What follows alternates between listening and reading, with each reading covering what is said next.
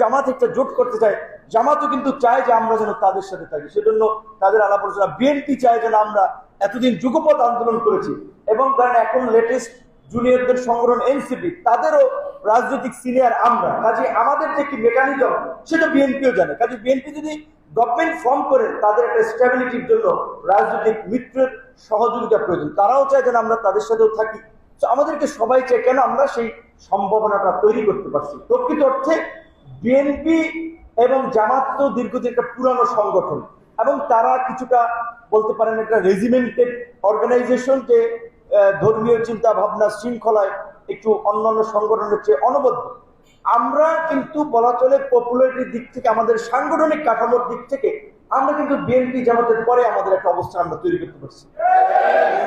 এনসিপির কিন্তু জেলা উপজেলায় ওইভাবে কমিটি নাই অনেক জায়গায়, এবং প্রকৃত বলতে গেলে এনসিপিতে অনেকে গেছে।